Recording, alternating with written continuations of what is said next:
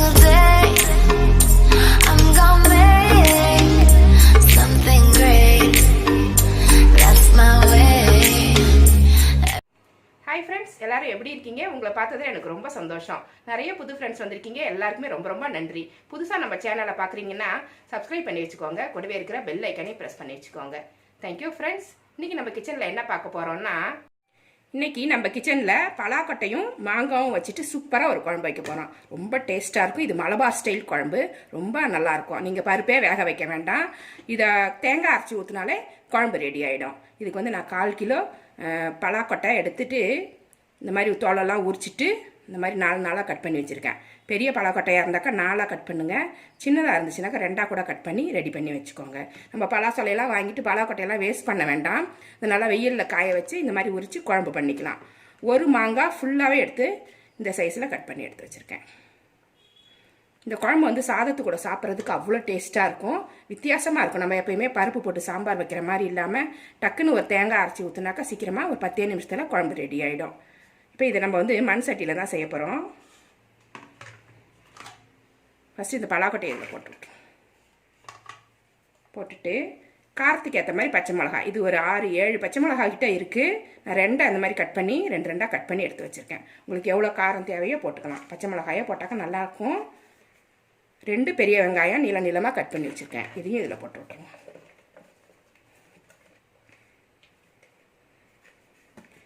இஞ்சி ஒரு 2 இன்ச்சிலேருந்து 3 இன்ச் அளவுக்கு இருக்கும். இதை வந்து சின்ன சின்னதாக அந்த மாதிரி கட் பண்ணி வச்சுருக்கேன். இதுதான் இந்த கறிக்கே வாசனையை கொடுக்கும். நல்லா செரிக்கும். நம்மளுக்கு இஞ்செல்லாம் சாப்பிடணும். நம்ம மாங்காய் வந்து இப்போ போடக்கூடாது, லாஸ்ட்டில் தான் போடணும். இப்போவே போட்டு பலாக்கொட்டையோட சேர்த்து வேக வச்சாக்கா மாங்காய் வந்து குழஞ்சி போயிடும். அதனால் அதை லாஸ்ட்டில் போட்டுக்கலாம். இப்போ இதில் மஞ்சப்பொடி 1/2 ஸ்பூன் போட்டுக்கலாம். 1/2 ஸ்பூன் மஞ்சப்பொடி. பச்சை மிளகாய் போட்டிருக்கோம். அது இல்லாமல் ஒரே 1 ஸ்பூன் தனி மிளகாத்தூள் போடுறேன். உப்பு 1 ஸ்பூன், அப்புறம் ஒரு 2 ஸ்பூனாகவே நம்ம போட்டுக்கலாம். குழம்புக்கு இப்பயே போட்டுக்கலாம். அப்புறமா சாப்பிட்டுட்டு செக் பண்ணி பார்த்துட்டு போட்டுக்கலாம். இப்போ இதுக்கு வேக வைக்கிறதுக்கான தண்ணியை கொண்டு வந்து ஊற்றிடுவோம். கொஞ்சமாக கருவேப்பிலையும் போட்டுட்டு இது வேகிறதுக்கான தண்ணியை ஊற்றிக்கலாம். நிறைய ஊற்ற வேண்டாம். பலாக்கொட்டை வேகிறதுக்கான தண்ணி இது முங்குற அளவுக்கு ஊற்றினீங்கன்னா கரெக்டாக இருக்கும்.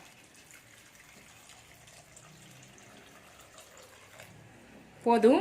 அப்புறம் ஏன்னாக்கா பருப்புலாம் போடாத இது ஒரு குழம்பு இல்லைங்களா, நிறைய தண்ணி ஊற்றிட்டோம்னாக்கா திக்னஸ் கிடைக்காது.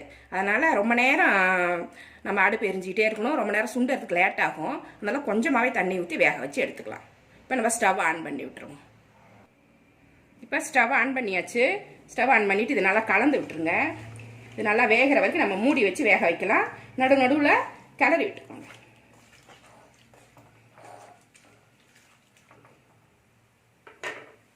மூடி வச்சிடலாம். அப்பப்போ கிளறி விட மறக்காதீங்க.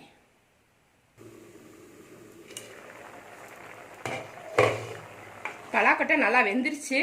இப்போ இந்த மாங்காவை இதில் சேர்த்துருவோம். வெந்ததுக்கு அப்புறம் தான் சேர்க்கணும், இல்லைன்னா குழஞ்சி போயிடும். இல்லை 3/4 பாகம் வெந்ததுக்கப்புறம் கூட நீங்கள் சேர்த்துக்கலாம். கரெக்டாக இருக்கும். இது வந்து நல்லா கரையாத மாங்காய் இது. அதனால் நான் வந்து இப்போ சேர்க்குறேன். கரையிற மாதிரி இருந்தால் லாஸ்ட்டில் சேர்த்து ஒரு 2 நிமிஷத்தில் இறக்கிடலாம் நம்ம எல்லாமே.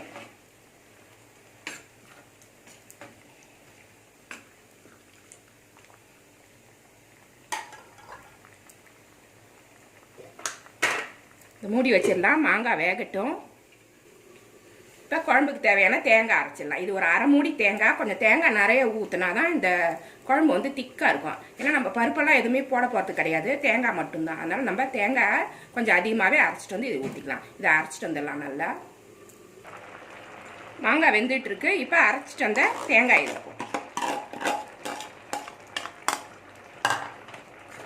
போட்டு நல்லா கிளறி விட்டுக்கலாம். தண்ணி ஊற்ற வேண்டாம். உங்களுக்கு இன்னும் கொஞ்சம் குழம்பு தேவை அப்படின்னா மட்டும் கொஞ்சமாக தண்ணி ஊற்றிக்கோங்க.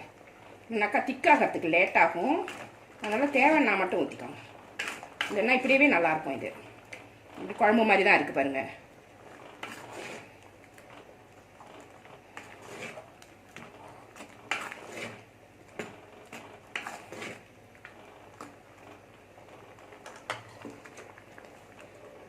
இது ஒரு 2 நிமிஷம் வேகணும்.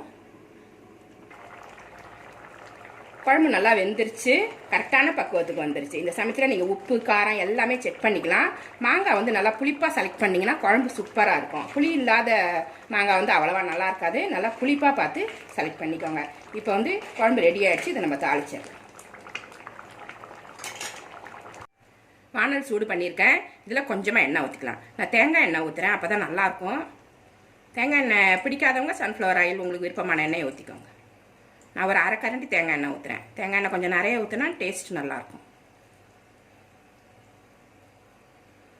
எண்ணெய் சூடாயிருச்சு. ஒரு ஸ்பூன் கடுகு உளுந்தம்பருப்பு போட்டு தாளிச்சிடலாம்.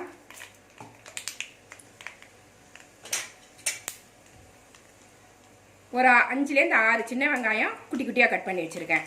சின்ன வெங்காயம் கட் பண்ணி போடுங்க, நல்லாயிருக்கும். 2 காஞ்ச மிளகா 2 கிள்ளி வச்சுருக்கேன். கருவேப்பிலை எடுத்து வச்சுருக்கேன். சின்ன வெங்காயத்தை இதில் போட்டுருவோம்.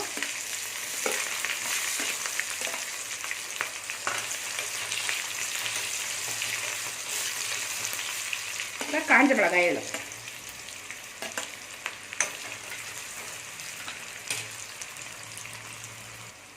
வெங்காயம் நல்லா வதங்கிருச்சு. இப்போ கருவேப்பிலை போட்டுருவோம்.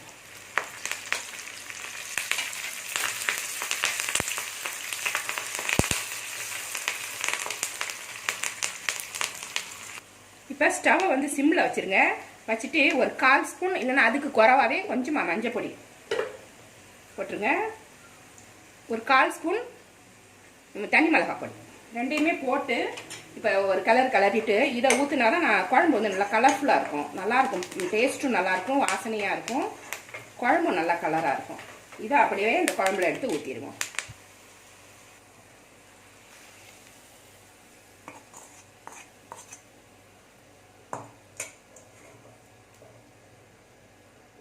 ஊற்றிட்டு நல்லா கலரிட்டு நல்ல டேஸ்ட்டாக இருக்கும் இந்த குழம்பு. மாங்காய் மட்டும் நல்லா புளிப்பாக பார்த்து செலக்ட் பண்ணிக்கோங்க. ஓவர் புளிப்பு இல்லை, ஆனால் ஒரு அளவுக்கு புளிப்பு இருக்கணும். அப்போ தான் இந்த குழம்பு வந்து அந்த டேஸ்ட் கரெக்டான டேஸ்ட் கொண்டு வர முடியும்.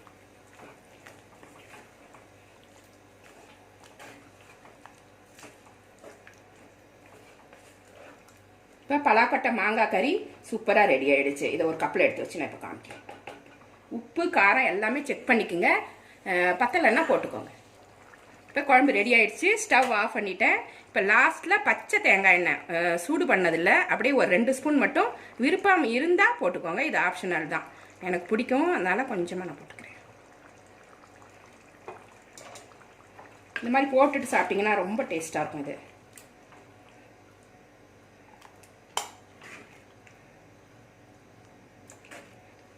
மாங்காவும் பலாக்கொட்டையும் சேர்ந்து செய்கிறதால செம்ம டேஸ்ட்டாக இருக்கும். சாதத்துக்கும் ஊற்றி சாப்பிட்டுக்கலாம். சப்பாத்தி, இட்லி, தோசைக்கும் ரொம்ப நல்லாயிருக்கும். ரெடி ஆனதுக்கப்புறம் இது மாதிரி இருக்கும். இது சாதத்துக்கு ஊற்றி சாப்பிடும்போது அவ்வளோ டேஸ்ட்டாக இருக்கும். ஒரு டிஃப்ரெண்ட்டான கறி, ரொம்ப நல்லாயிருக்கும். மலபார் ஸ்டைல் பலாக்கொட்டை மாங்காய் கறி சூப்பராக ரெடி ஆகிடுச்சு. இந்த ரெசிபி உங்களுக்கு பிடிச்சிருந்தா நம்ம சேனலை சப்ஸ்கிரைப் பண்ணி வச்சுக்கோங்க. கூடவே இருக்கிற பெல் ஐக்கானே ப்ரெஸ் பண்ணி வச்சுக்கோங்க. லைக் பண்ணுங்கள், ஷேர் பண்ணுங்கள், கமெண்ட் பண்ணுங்கள். இவ்வளோ நேரம் என்னோடய வீடியோவை பார்த்தா எல்லாருக்குமே நன்றி. Thank you friends.